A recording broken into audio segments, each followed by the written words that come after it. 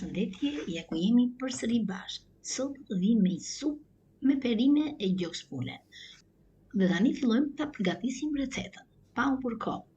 Si fillim, do të vendosim të gjitha perimet me gjoksin e pulës për t'i zier. Kemi vendosur tenxhere, në do të hedhim pataten, hudhrat, 4 thelpin hudhra, një kokurqep të vogël, 2 karota, kripën, vaj në ullit, ka vendosur 2 luk sepse do përdor edhe gjalp në fund kur ta servirim, dhe një gjokspule. I vendosim ujë, këtu do të vendosim 1 litër ujë për të zier perimet bashkë me gjoksin e pulës. Duhet lënë të ziejnë perimet bashkë me gjoksin e pulës për 10 deri në 15 minuta në një zjarr mesatar.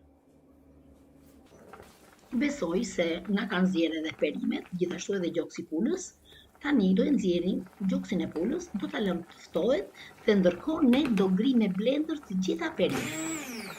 Për të krijuar masën kremoze, i vendosim edhe majdanozin, të cilën unë e përdor gjithmonë dhe vendos gjithmonë në tonë, sepse nuk do të ikin ato vlerat ushqyese që ka dhe ka një aromë supa të mrekullueshme. E kemi përfituar edhe masën kremoze. Tani do të përgatisim kremin. Vendosim vezën, e rajmë derisa të krijohet një masë homogjene. Vendosim edhe një gotë ujë me kos. Gjithashtu dhe gjysmë luge me miell.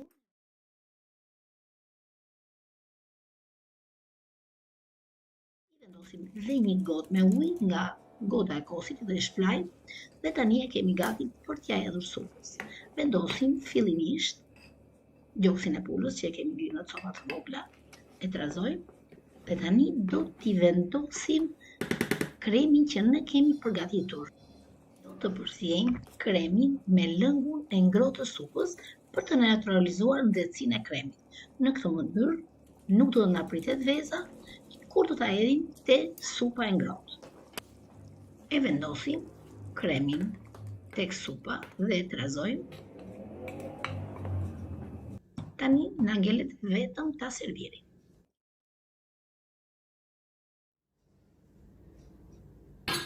Në qoftë se kjo recetë ju ka pëlqyer, do dëshiroja që të abonoheshit në kanalin tim, ku të shtypnin butonin zile dhe të njoftoheshit me njerë për të gjitha videot e radhës. Vendosim dhe gjalpin, gjalp ambienti e kam, specin e kuq, të ëmbël, jo djegës. Ju mund të vendosni edhe djegës, kjo varet nga preferencat tuaja.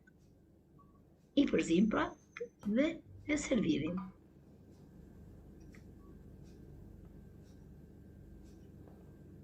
Është bërë shumë e mirë, si në sy edhe në shije.